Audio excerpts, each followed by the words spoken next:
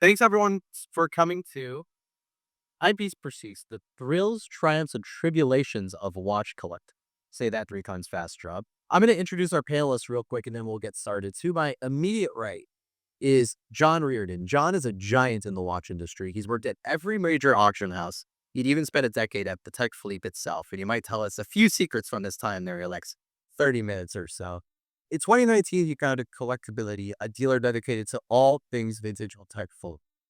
Next to John, we got Max Traber. Max has been at Bonhams for 5 years. He is the head of watch sales there out of their New York office. He's also doing appraisals in the corner over here if you've got anything exciting. Please give him a call before you leave. And finally, we got the famous Timepiece, Brynn Wallner. What can I say about Brynn?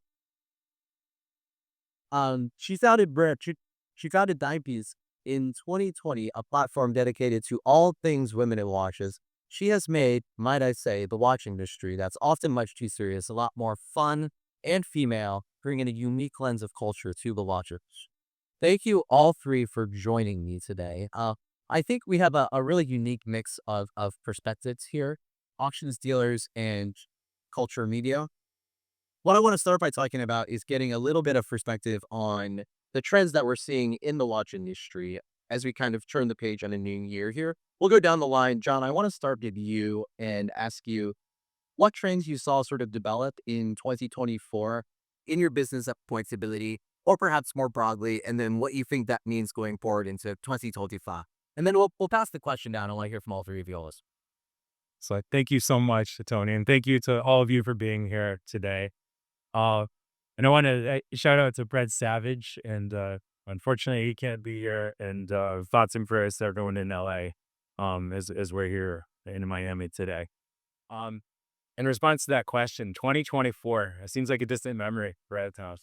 But there was a lot of trends that developed in particular, and Brynn talks about this later in terms of size. We saw a lot of men wearing much smaller watches. All of a sudden, 33 millimeters was acceptable. And this dovetails to what we're seeing today in 2025, and especially the show here in Miami over the last 2 days. A lot of interest in men. We'll talk about women shortly that were wearing smaller watches, and people are coming to our case and saying, "Hey, do you have something in the 31 to 33 millimeter range in vintage Patek Philippe?" And this is a question that I haven't heard in my career since the 1990s. So it's exciting to see that trend has developed. Yeah, I mean, I'm a little wary. I work for an auction house, so as a good colleague of mine always says, we're salespeople, not arbiters of taste. And as such, I'm happy to sell whatever anyone is willing to buy. And, they'll consign anything anyone's willing to buy. But yeah, the size thing is definitely real, which I think is great. And, there's sort of also, now that the market is changing a little bit, there's sort of more focus on quality and stuff that's actually cool versus stuff that's been more run of the mill that people felt like they could just buy and clip. And I think that's great if it's finally headed in a direction that I think is more interested. Yeah. Hi. When I started Timepiece in 2020, I wasn't writing about watches yet, but then in 2021, I started to write about them. And my first article for Harper's Bazaar, as my watch columnist position, I wrote a defense of small watches. And this was in 2021. I really thought I had to defend small watches because every time I would talk to anybody, they were like, huh, small watches. Eh." And doing research for it, I found a video by John Reardon. I think it was for Christie's. And you were talking about a 35 millimeter Patek Philippe, I think. And I remember you saying 35 millimeter was considered massive in the 1950s. And that really struck me because I'm like, massive, that seems really small compared to what were at the time the standards, 40 millimeters, 42 millimeters for men and women. And now fast forward to today, I feel like I don't have to defend small watches at all because they're all anybody can really talk about. So much so that Kyle Kuzma, who I think he plays on the Washington Wizards, he will thank you, TC. He posted an Instagram story on his account and he was like, if you're over 6'4", enough with the small watches. But he was like, Cartier crash is okay, which I thought was an interesting caveat and probably is a segue into maybe more trends, which is not just the size, but also really unusual cases, which we all talk about Tony and or we talk about shapes.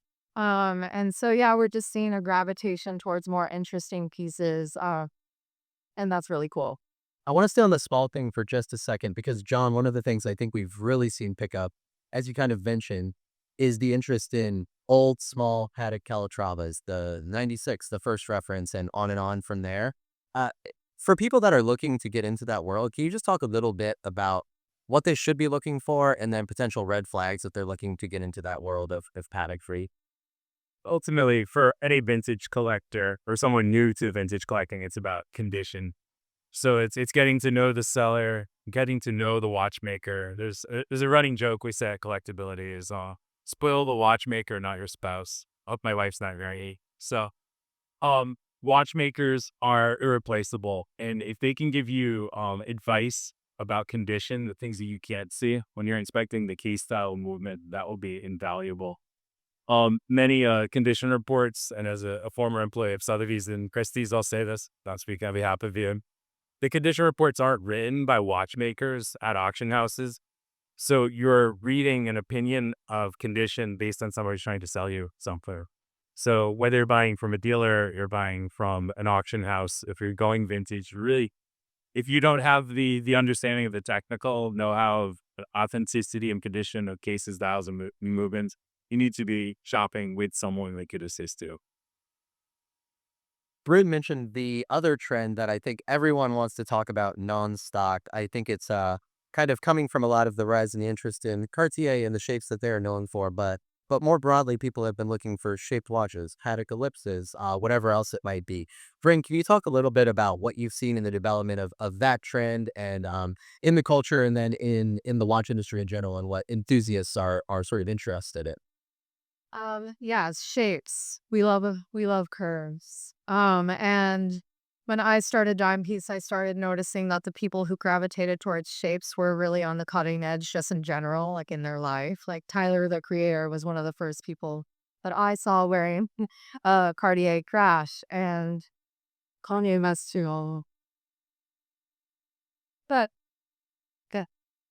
yeah, I noticed that it took a lot of boldness to go for a shape like that because it's easier to wear a round watch or it's easier to gravitate towards a royal oak or something that's really familiar. But I think seeing really stylish people do it give a lot of people permission to explore and to really kind of go off the beaten path in terms of their personal collection because it's also a lot of money. So you're like, what if this goes out of style? You want something to be timeless, but I think that they've been around for so long. Like the Ellipse, when did the Ellipse come out? 68. So, and now that watch is super hot right now, and I've always loved that watch. So, seeing a watch from 1968 be really hot right now, I think is a good testament to take a little risk. What's cool or still cool in the shaped watch world versus what's feeling a little bit played out to you, Brent? Okay, well, I was in Miami last winter. I was hosting an event with Cartier, which was amazing. I was like, pinch me because anyway, I had a choice. They put me in a watch to host the event and they were like, you could take any watch that you want. And that year they had released the Cartier Bonhams, which I love. And that was one of the first watches that I fell in love with getting into dime piece. But I was like, you know what? I don't think I want the Van Noir. I think I'm just gonna go with the Cartier Panther because so many people were wearing the Van Noir, which is French for bathtub if you're unfamiliar. So it's a little oval that looks like an old fancy French bathtub. But yeah, I don't know, just seeing things around so much and so many celebrities were wearing it at the time. I think that's kind of a double-edged sword. So yeah, I don't know. I don't mean to talk shit. So no bathtubs. Max, maybe you could give your opinions on the bathtub, but more broadly, since you're working at an auction house, you just had a sale in December. If you could talk a little bit more broadly about where the market's at right now, you kind of mentioned how it's turning a little bit, but if you could speak a little bit as to what you're seeing in the market, where things have felt as though they've bottomed out, I think you even said, and where things still perhaps have room to fall, however you might want to put it. Yeah, sure. I mean, our December sale was a really easy one, and we had one consigner who had a bunch of modern Rolexes that he bought. They were unworn, and he flipped them to made a lot of money. In one sense, it was a really easy sale because everything was in pristine condition. And speaking of condition reports, there's not much to say. It's like this watch is unworn and it has all its stickers, and that's great from like a selling perspective. It made my job enormously easy. When you're selling something vintage, it's tougher because obviously the 70-year-old watch doesn't keep time the way a brand new watch does. Um, Although I think the 7-year-old watch is typically more interesting. Um, that said, we were selling modern Rolexes at not a fraction of, but at less than what they were retailing for 2 years ago. Uh, which in a weird way I think is a good thing. Those numbers were just so unreasonable to me, and I think, honest, Mariner's a great watch. Not that like it's a great $10,000 watch. It's not a great $20,000 purchase. Makes no sense. Uh, and so I think that's going to continue happening. I think people are getting smart and realizing, there's more out there than just the run-of-the-mill modern sports watch. Um, and again, that's not saying there's anything wrong with a modern sports watch. They work better. They're, you can hit it, and it's probably not going to break the way something, more delicate would. And there's benefit to that. Um, and so, yeah, I think the buyers are getting smarter. I think with watch collecting being more of a mainstream hobby now than it was 10 years ago, people are reading more. People are reading articles and doing their research, and coming in to us with more specific questions, uh, which I think is great. That's actually where I wanted to pick up next because all of you, I know, have collectors, potential clients, customers come up to you with interest, questions, in watches, and you advise them in different corners of the world. John, I want to start with you since you dedicate yourself to Patek Philippe now. When someone comes to you at the booth today or calls up Collectability and says, "Hello, Mr. Reardon, I'd like to think about building a collection of Patek Philippe over the next however many decades," how do you begin to advise a client like that into building a collection, do's, don'ts, and how to focus or perhaps even not? It's such a good question, and I'll answer that based on what we've seen here at the booth here at the Medici Antique Show. We've had hundreds of collectors come up to us, and that all comes down to one of these three categories. They're asking about quality and everything around condition. They're asking about rarity, as they want to know how many were being or how rare is a piece. And most commonly, I have to say, even here, people ask about value. It comes down to money. They're comparing what they might have seen on the floor and certainly what they've seen on the internet. Everyone has such open access to information, so there's always a conversation of what information is out there. But there are the elite collectors that come up to us when they ask, and they convey passion. You could just say that's their drive. They're looking for some certain type of shaped watch from some certain type of timepiece that they've been looking for it might connect on a family or personal level. Those collectors are so much fun to talk to find out why they want to buy. So those four categories kind of like encompass what I hear when people are contacting Collectability or coming up to ask us a question here on the floor. So in terms of curation, and we all do this in our own ways, we're trying to read what a client is trying to do with their watch. It might be the first vintage watch they buy. It might be the next modern piece that they're looking to. And by asking questions, we listen and we learn to basically show options based on what they're looking for. And sometimes people are quite surprised. They might not know what they're looking for, and you could show them some like per fall piece from the 60s or 70s, and all of a sudden you're finding that watch that's vintage it's part of a difficult decision whether to buy something from 2025 or something from 1975. Brynn, you've brought in an entire different generation of perspective into watches through Timepiece and the types of watches and people wearing them that you feature. I'm wondering when someone DMs you or talks to you in New York or wherever else and says, "Hey, I'm looking to get my first watch or third watch, whatever it is, besides telling them perhaps not to buy a Benoit, what types of questions do you ask them to get a feel for what they might be interested in and how you can shepherd them into what's kind of a weird and crazy world?" Yeah, watch buying is not easy if you're a first timer. And in 2021, I did not even own a luxury watch. And it took me a whole year to make that decision. Um, it has to be intentional and you have to know what you're looking at because if you just Google Rolex, I mean, the possibilities are endless. So when first time buyers specifically come to me, they slide into my DMs or it's a friend from college who sends me a text. I always just kind of start with the really basic questions. What's your budget? Stick to that. But also, do you want something on a leather strap? And do you want something on metal? Or are you more gold? Are you more steel? And it really comes down to personal style, because ultimately this is going to be something that you want to wear every day and want it to go with your little looks. You want it to go with, your daytime, your nighttime. And I think when I came into the watch industry, I was very struck by the fact that your personal style or everything else but the wrist seemed really secondary to that. But I think as more women especially are more just fashion forward people, like it really has to fit in and be a cherry on top to your outfit.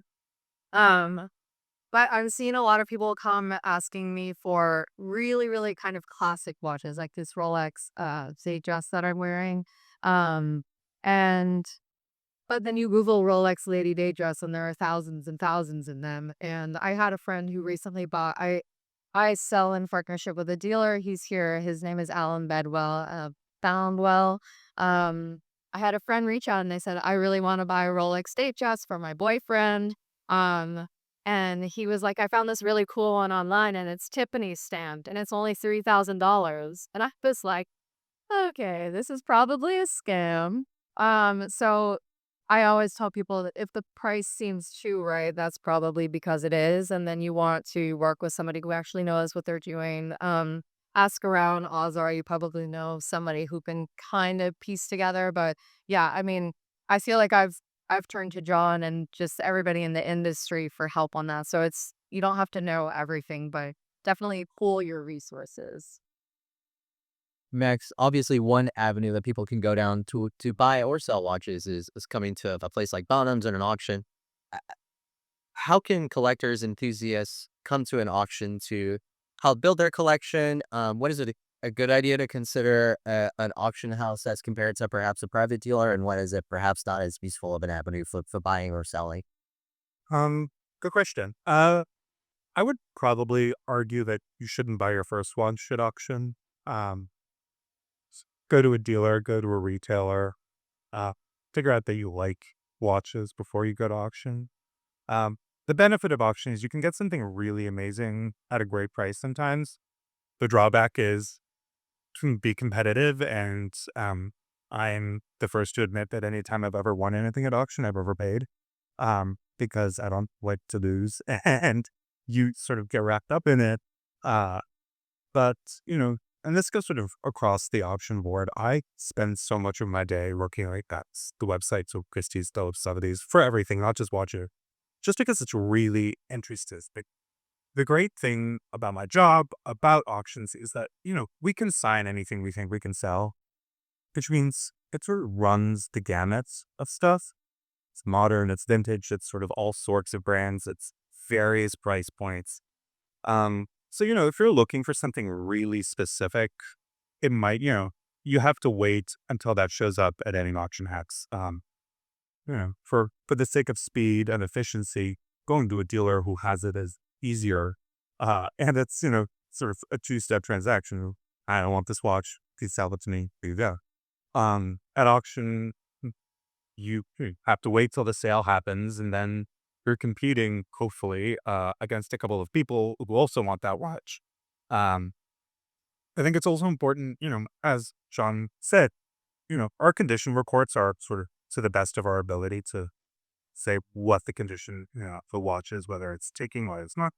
But ask questions. You know, I don't want to sell to any clients a watch that is in, what they expect. It's sort of the worst when someone buys a watch and they haven't read the condition report and they haven't asked any questions and they get the watch and they're like, well, this isn't brand new. And they're like, oh, yeah. And then they get really upset. And you sort of use a client because they've bought something that's not in the condition they expected it to see. So, sometimes I sell great watches. Sometimes I sell watches that are in a less great condition, but, hopefully at better prices. I want the buyer to know that. And I think it's really important, now we're sort of in an age where, Bonhams in particular, all our auctions are online. And so people almost never come in to look at the watch in Versi. It's really worth doing that. It makes a huge difference. I mean, yeah, watches for the most part are mass produced and you know what it looks like. But you're buying a specific watch at auction. If you can, we're in New York. Obviously, if you're not in New York, it's hard to come to us. But if you can, it's worth trying the watch on, looking at it in person, or if you have a friend you trust, having them come by. But also just asking questions. You know, like I said, maybe don't buy your first watch at auction, but if you're buying your second watch or you want something vintage, it's, I think, the funnest way to buy a watch. No offense, you guys, but like it's cool. You get sort of graphed up. You get emotional about it. Every time I buy anything at auction, there's like a real thrill to it. I think the same goes for selling at auctions. Our estimates are typically lower than what the market value is.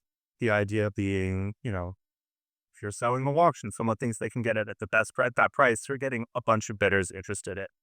If you're selling that watch, there's a bit of a risk involved, but there is also the possibility, right? There's no limit to what we'll sell something for. Um, and it's really, really fun to sell at auction. If it fits your heart pumping, it's like this exciting thing, like will they, won't they? Um, I think that's sort of my favorite thing about auctions is that there's like a thrill involved with it. I think we're gonna have a little bit of a story time now with all three of you. John, a rhino is the star of the show in the watch world, at least. And he said something to me. Everyone wants to see the rhino. No one wants to see this important $1 million perpetual calendar chronograph. Tell us about the most exciting watch you've got at the sale or at the show, I should say. Sorry. Great question. Like I follow up on Max before I answer. I'll pass because answer the rhino, I guess. So this is new information. Let me share it with you. My greatest success story last year was purchased from Bonhams, and my greatest regret was a purchase from Bonhams. That's a cliffhanger. First of all, the purchase was that portico clock from the '60s, though. And I'm just following up on your point. Is I bid online, I didn't see it, and I ended up buying this clock from the 1960s, which after I purchased it for a very fair price, I saw it in person with Mac. Exceptional. I mean, I would have bid double if I took the time to go to New York City to see it. It was that amazing. Yeah. And here's my regret. And you know where this is going exactly. This was there was an ellipse travel time. This is a holy grail for me. It's the only complicated ellipse wristwatch that was ever made. What year was that? Probably is it the 70s? That's it. I don't know, 76, 76. Oh, so it's their birth year. I mean, this would have been the dream watch. I was bidding online. I kept bidding and bidding and bidding. And since I didn't see it in person, I did not take the time to have Max show it to me. I ended up being the underbidder and went to a mutual friend and he will not sell it at any price. So that's my sort of regret at auction. Take the time to go see the pieces. There are amazing bargains at auction. And I'm always looking at Bonhams, New York, because there's always some amazing, and London too. I'm looking at the London sales. Um, sorry, I had to share that right now. But in response to like we have a 50 and 18 fresh to market in our case. This is like the watch I'm so excited to bring to Miami and show it to the world for the first time. Yet next to it, I have a silver rhinoceros, which is 100 years old. That's nothing to do with Patek Philippe. And when you pull its tail, it has a little sing bird pops out and it sings a song. So we've had about, just dozens of people stop and ask about the rhinoceros, but I had no one ask about the 1518 yet. So I don't know what the story is there, but I've actually moved the rhinoceros away already. So Brynn, you've been walking around the show more as an enthusiast in media and all of that type of stuff. Can you tell us what's caught your eye, or if there's any watch or segment of watches in particular that have been exciting to you to see in person over the past few days? Yeah. Well, I will admit when I got here yesterday, I swam in the ocean and took a long walk. So I haven't had a lot of time, but I did go by Alan Bedwell's booth. And it's just really cool to see smaller, unusual ladies pieces. And I know I probably sound like a broken record, but just pieces that you can wear every day. And pieces that could double as a bracelet, which probably sounds sacrilege to say, but something that's like so casual that you can just really wear it with anything and it looks chic and cool. And it's just like, I mean, who doesn't want to look cool? So yeah, just seeing that and seeing kind of more emphasis on that and seeing people ask questions about watches like that, that really excites me. Max, you're doing appraisals here with Bonhams. I'm wondering, maybe it's something that's come to you over the past few days. Maybe not. Maybe it's something that's just come in via consignment in the past few years. Any fun story to share about a watch and the story of it that may have not caught the eye of anyone? Yeah, sure. I mean, today's been interesting. I haven't seen anything super valuable, but everything has had like a nice family backstory or backstory as to why someone has it. And I think that's one of the fun things about watches, especially vintage stuff, is you get really cool stories and how people came across their watches. My all-time favorite consignment was a Patek 96 with a, it wasn't a Houseman dial. It was, oh gosh, now I'm blanking, the Canadian retailer, Burks. And the consigner was a farmer from like rural Canada, like 10 hours north of Vancouver. And he's like, I know I have this watch. I know it's nice. It comes from my great uncle. It's really cool, but it's too small for my wrist. And not obviously, he's a farmer wearing a nearly 100-year-old watch. It was from 1929. It was like, it doesn't make sense in my day-to-day life, and I want to sell it. Great. And it was one of those, 96, as you know, like runs the gamut of value. Like, can be anywhere from $15,000 to off. Um, and so, the Burke style, hadn't seen one before. I did my research. I couldn't find any others like it, but the condition was like really, really good. Um, so I was like, look, I'm sort of on a little bit in the dark here, but I think give it a big estimate of $40,000 to $80,000. Like I think that's a like solid place to start. He goes, okay, yeah, yeah, sure. That's you get the logic. It's better in real life than it was in pictures. And she's like, I'm a little hesitant. I brought this to a dealer about 10 years ago. The dealer offered me $3,000 for it. And I don't, he's like, I knew it was worth more than that, but he didn't know. Fast forward to the sale, and we had two phone bids. It was a live auction. We had two phone bidders, and both just wouldn't stop bidding. Like, it was the best. It was so much fun being on the phone because I was on the phone with this guy I know, and he kept saying bid. Like, there was no pause. He just kept saying bid. And the watch ultimately sold for like $270,000, which is incredible. And that's sort of why auctions are really fun. But the best part of this story was after the sale was finished, the buyer called. He's like, Max, I need to tell you why I bought this watch. He's like, okay, because it's a nice watch. He was like, no, no. He's like, I saw this watch 10 years ago from a dealer who offered it to me for $50,000. Uh, and then when I said, yeah, sure, absolutely, the watch disappeared. The moral of the story was like, brought it to clearly a sketchy dealer who was just going to flip it for like kudos more because he thought he could rip off this guy who had to do anything about watches. And the buyer had like he's fairly excessive type clearly. Uh Knew he wanted this watch, has been looking for it for 10 years, and he was gonna buy the watch no matter what. Uh and sort of the really exciting, I sell expensive things to expensive people mostly, just fine. But this was like a life-changing amount of money for the person who sold the watch. And he's like, Hex, I think I want to become a watch tip. I was like, no, no, no, don't do it. But like, it was really thrilling. It was sort of one of those like amazing moments where it's like, okay, like this is why it would the fun of it all. This is get to see something really cool. There's like a cool family history to it, and there's like also a cool story to it. I mean, like it also like goes to the point there are find people who are legit. There are really great dealers out there. There are obviously great auctions out there.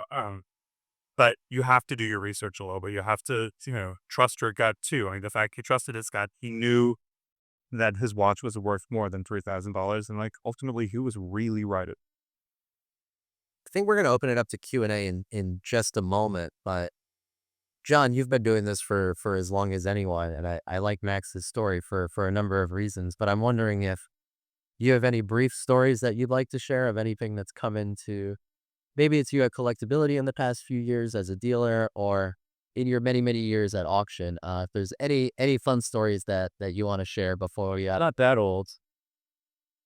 I didn't say you were. I said experience, a wealth of knowledge. Rare. No, uh, and this is so similar to your story. In an auction, you just never know what on call or email. Same as a dealer, you're gonna get next. Like this is a story going back 15 years ago when I was working at Sotheby's.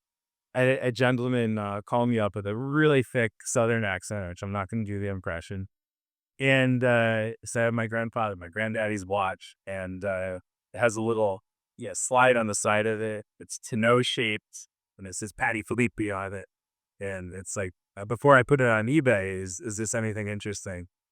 And it sends me the picture, and it's Patek Philippe minute repeater from the late 1920s. It's just Bob. One of the hands was missing and the crystal was missing. I asked what happened, and he said, "Well, I'm a roofer, and I used to wear Granddaddy's watch, and while I was jackhammering, it fell off my wrist and fell on the ground, and I've had it under the seat in my 1970s pickup truck all of these years, and so I decided to call you." So he's like, "I love stories like this." So I got very, very excited. I was like, we're gonna send like an armed guard to go pick that thing up. You know how it goes. And I told him that conservatively, this is worth $300,000 to $500,000. We put it at auction. They ended up bringing $760,000, and he called up just after he's paid 90 days later. But so excited, it was such gratefulness. He said, "Granddaddy just put 6 kids through college and bought me a new pickup truck." On that note, any questions for the panel here? I think we've got a few extra minutes if anyone wants to ask John, Max, Brynn, or myself anything. I'll bring you a mic, actually. Yeah, I'll just bring you my mic. I've got two questions. Some are, I guess it's more of a macro issue and maybe a little political. What are your feelings towards a lot of the major high-end brands doing their own used watch business? And my second comment, which I just kind of experienced the other day, the amount of the major higher-end watch companies going exclusively away from dealers. I just walked into AP at Bal Harbour on the Canadian. My wife and I got 8 or 9 APs, and they said to me, "Well, if you didn't buy it from us, or I bought them all in Canada, you're waiting 5 years before you get on the waiting list," which doesn't seem fair. And also, it seems with all this level of exclusivity and distribution, it appears to be inflationary. That's my two questions. I mean, I'll start with the first part. I think, yeah, makes sense that watch brands want to sell their own stuff. It's also, I mean, I think you notice this a lot when people get their watches fixed. It's in the brand's best interest to make their watch work like new. I can't tell you how many times I've seen someone bring in a watch that's really valuable and they just spent $15,000 fixing it up, and everything is brand new on the watch, and therefore the value of the watch is tanked, really. Like, this happened to be a few months ago. This other, where, $100,000 watch all of a sudden is a $30,000 watch. And so I don't really, if you're a collector and you're collecting something vintage, I have a mixed feeling. You want everything to be original and you want it to be correct. Again, 7-year-old watch may not keep time the way a brand new watch does, and that's okay. So I think it's sort of for a different buyer, right? I think the true collector is probably not going to Rolex to buy or to buy a vintage watch. You guys, Was a great point. And the people that are buying certified pre-owned from their retailers, they're paying top dollar for restored pieces, but it's been restored by the brands, which gives a lot of comfort. So it's worth that premium. Being in the vintage world, and I'm dovetailing what you just said, sometimes pieces are over restored for my taste or for the vintage community's taste. So I've had a couple situations of people who bring a watch that is not certified pre-owned from a particular brand and be like, all right, X, Y, and Z has been replaced. It's going to be harder to sell. Specifically within the world of Patek Philippe, and Patek Philippe does not have a certified pre-owned program, but they have a very robust promise to collectors that, or to any Patek Philippe owner, they'll service anything from 1839 through today. So people are sending heirlooms to Patek Philippe to be serviced, and in my opinion, in some cases are over restoring pieces to look as new when they were originally sold than say in 1932 or 1975. So I think the brands just have a different way of looking at vintage than those of us in the vintage community. Over time, that could evolve, but currently, I just think that disconnect is very real in terms of price, condition, and value. Where do you define as vintage? What's the time for like vintage? Your price. As old as I am? No. Right. I've heard between 20 and 30. Yeah, I'm 34. Between 20 and 30 years? What is it? No, that's all right. 20 years is kind of what some people assume where vintage starts, got neo vintage. But I think we could set the record straight and start calling it 34 year. Okay. Official.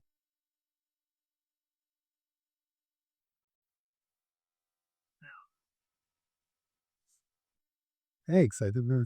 Um, I'm just interested. I don't know any better, but what you guys are looking for when you explain about overdoing it when you're fixing the watch is you want it well restored and not renovated. Would that make with the better way of saying that? It's picture. I love Antiques Roadshow, and furniture is a great analogy. When something has its original finish, and it might look ratty, and splatters of paint on it, that is a premium to something that's been sanded down and revarnished. And the same that could be said with watch dials. I love a dial that shows it's a wabi-sabi. It has history to it. Yes, it has scratches and discoloration. That to me makes my heart stop compared to something that just came back from service and the original varnish has been stripped off, or even worse, the original enamel is gone. It might look great to the eye, but it's really beauty's in the eye of the beholder. And everyone has their own opinion. I know some collectors. That's why I don't do face it. Yes.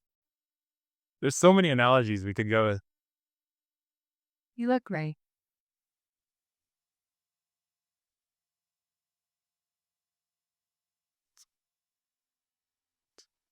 Given that international watch crime is at a high at the minute and getting a lot of coverage in the press, what measures are you guys taking to protect your clients and your businesses? I only wear pocket watches. Nice. I mean, our watches sit in the safe until they're sold. You hear all these stories. I live in New York City. We're expensive enough watch. I don't want making our super big. I've never felt unsafe. Also 6'4", so maybe people on the less of the threat. People don't want to. I don't know. I mean, yeah, be careful. Don't walk around like flashing stuff up. That if you're buying a watch, I mean, there's not much I can do to protect you from that. Really, when we had it, it sits in the safe. But be careful. Don't walk around places where you feel like maybe it is going to be threatened. Ultimately, you need the right balance of insurance and common sense, which will protect you if something does go wrong. But especially, I'm not going to name certain cities, but there's certain cities in Europe. I would not wear a watch out on the streets. Frankly, like being in New York, I'll wear an Aquanaut on the subway. I have no problem. But there are some places that you might be being watched, and we just have to be mindful of that. And yeah, I'm from London, so there's a big sort of issue over there, and the police, and there's a lot of press coverage, kind of sort of. So the other sort of thing I was interested in is kind of how can you protect yourselves from unsuspectably like buying a stolen watch, or protecting the clients from having something that they might not know is stolen, this sort of thing. Could answer that from a Patek Philippe perspective. For everything we offer, or we ask for an extract from the archives, which Patek Philippe currently sells for 500 Swiss francs. Wow. that is cross-referenced with a database of stolen watches. So if there is a problem, you'll find out about it. But whenever I'm offered a watch to buy from the public, someone I might not know that has no papers, no archives, I'm always asking a lot of questions, and then I'm ordering that extract as an extra layer. Brilliant. Thank you. Yeah, we every sale we do, we have to submit all the serial numbers to the art laws register, which is an imperfect thing, right? Like, not everyone registers their stolen watch with the art laws register, so it's not perfect, but you do your due diligence. But it did happen a year ago, I think, where someone bought a watch and it turned out to be stolen, and really, it's terrible, right? And obviously, you take the watch back and you return the money, and then you deal with the insurance or whatever to, right that wrong. It happens. It's not ideal, and you do have to do your due. And the guy who bought it had bought it legitimately. It had been stolen like 20 years before. Um, and it sucks. You do your best, right? Obviously, we have to. You do your know your client, and you hope that it's coming from a sort of reliable source. And sometimes you get red flags, and you're like, actually, this sounds sketchy. I'm not going to take this. Yeah. We'll give time for one more question, I think.